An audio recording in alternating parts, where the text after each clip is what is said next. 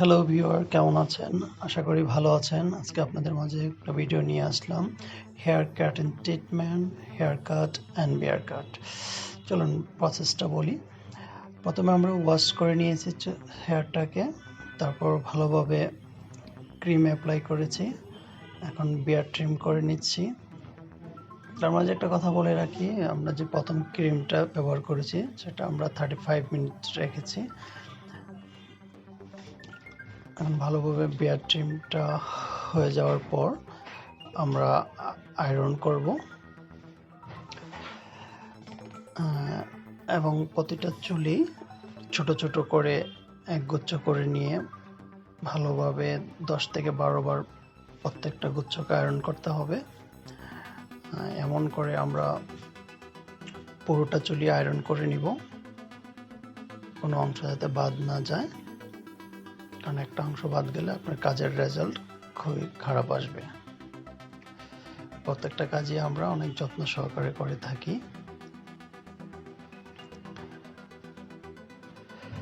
এভাবে করে আমরা পুরো চুলটাই আয়রন করে নিচ্ছি। পুরো চুলটা আয়রন হয়ে গেছে, এখন জাস্ট আমরা ফাইনাল টাচ দিয়ে দিচ্ছি আর কোথাও কোনো মিসিং আছে কিনা। তবে ভিডিওতে আমরা অনেক শর্টকাটে দেখাই, কিন্তু এই কাজগুলো করতে অনেক সময় লাগে। তো আমার আয়রন করা হয়ে গেল। এখন চুলটাকে আমি ওয়াশ করব।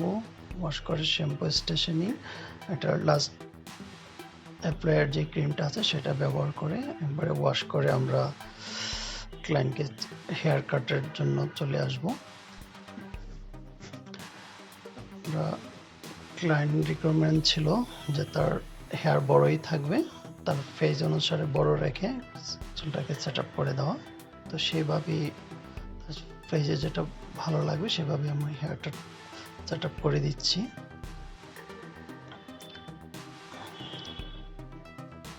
প্রত্যেকটা ধাপে ধাপে চুলগুলো সুন্দর করে আঁচড়ে আমরা হেয়ারটা সেটিং করে নিচ্ছি।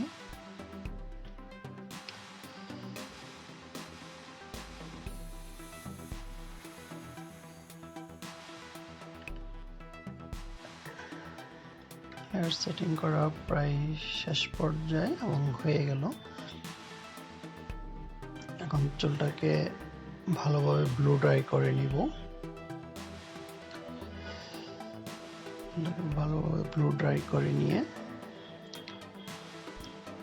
ফাইনাল লুকটা আপনাকে দেখাবো।